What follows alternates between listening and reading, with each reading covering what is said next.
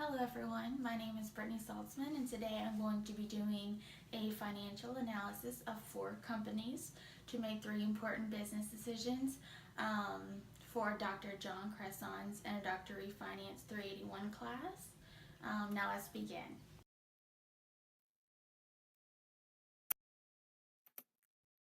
Today I will be evaluating 4 companies using Bloomberg to make real-world financial decisions.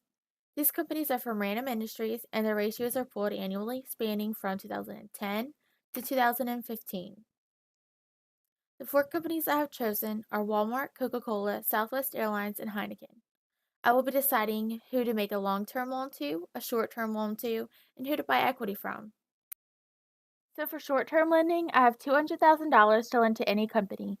Each of the 4 companies want $100,000 for 6 months. So who do I lend to? In order to determine who I will be lending to short-term, I will evaluate the short-term solvency of each company by using liquidity ratios. The 3 ratios I chose were current, quick, and cash. The current ratio uses cash, receivables, and inventory as current assets. The quick ratio, or the assets test, uses cash and receivables, and cash just uses cash. So these ratios are pretty much comparing assets to liabilities, current assets to current liabilities, that is. The higher the ratio, the more liquid the company is. And from a lending standpoint, the higher the better.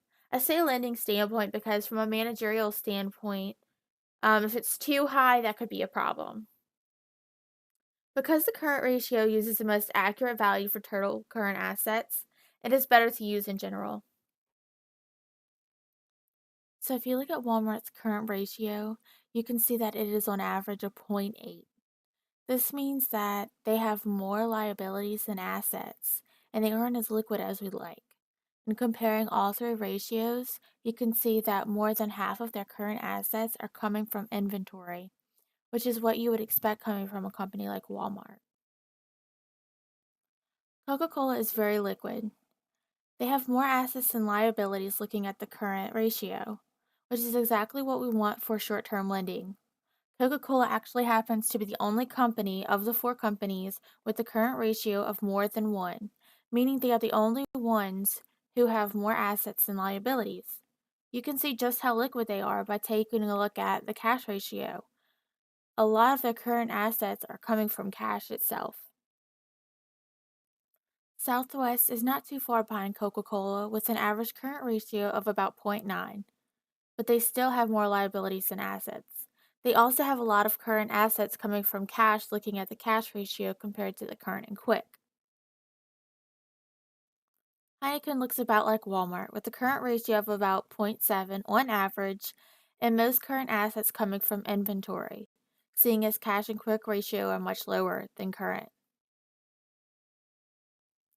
Coca-Cola is the most liquid and would be the best company to lend to short term. Coca-Cola is the only company who has more assets than liabilities. Therefore, I only chose one company. It is not ideal to lend to a company who already has more liabilities than assets and isn't very liquid. For long-term lending, I have $1 million to lend to any company. Each of the 4 companies want $500,000 for 5 years. So who do I lend to?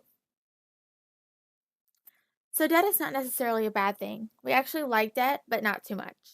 To see who I would lend to long term, I would evaluate leverage.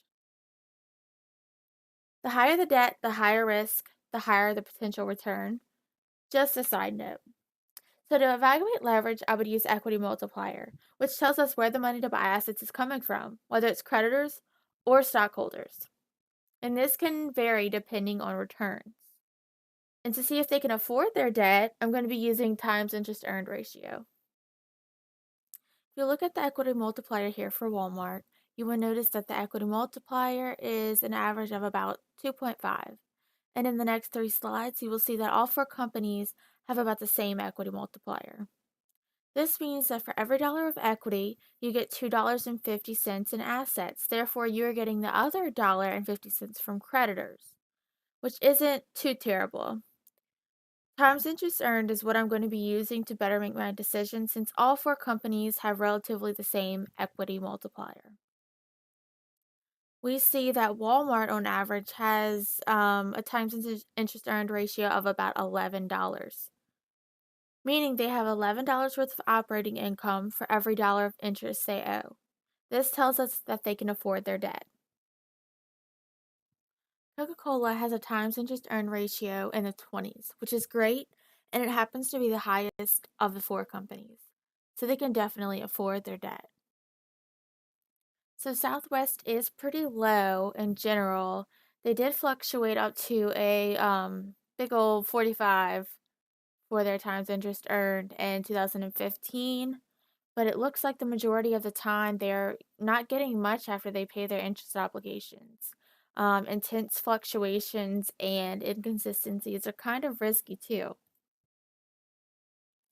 So Heineken here is about the same.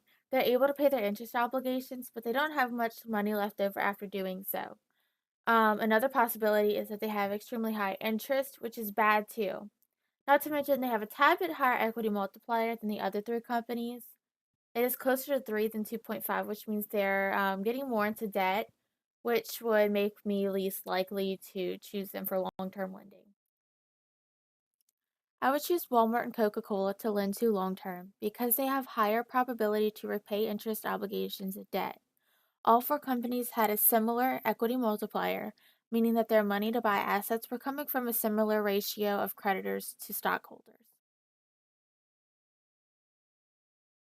Which company should I buy equity in? So to determine who I will be investing in today, I'm going to be using several different ratios. Return on equity, return on assets, total asset turnover, which tells us how efficient the company is at using their assets to generate cash flows, profit margin, which shows us how much of sales stockholders get, the company's operating efficiency and profitability, and the price earnings ratio to show companies' potential growth.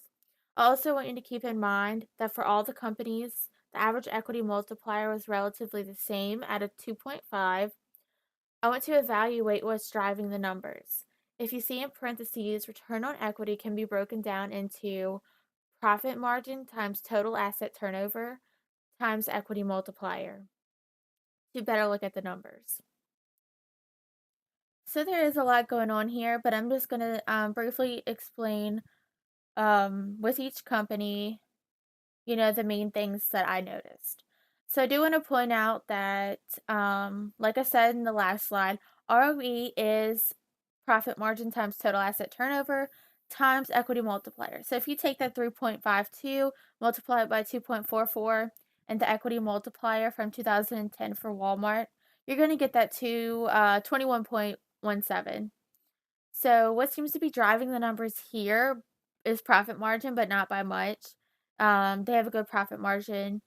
Compared to the other three companies, they have a very good asset turnover. They're very good with asset efficiency. They are open 24 hours a day and, make very good use of their assets. Their return on equity is pretty good. ROA is decent. Profit margin is decent, and their price earnings is pretty good as well. So for Coca-Cola, we can see that profit margin is a big influence on return on equity. The profit margin is what's driving the numbers here. Return on equity, return on assets are phenomenal.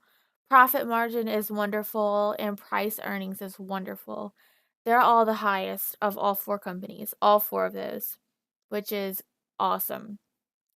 Total asset turnover is not that great. They're not doing too great at asset efficiency, but it hasn't impacted returns and profits much, and they are still expected to grow um, a lot. So even though they have that downfall, they are doing very well. So the first thing I noticed about Southwest Airlines is that their ROE and their ROA, or returns on asset and equity, were kind of low. Compared to the other companies, their profit margin's kind of low as well, but their price earnings was high. Um,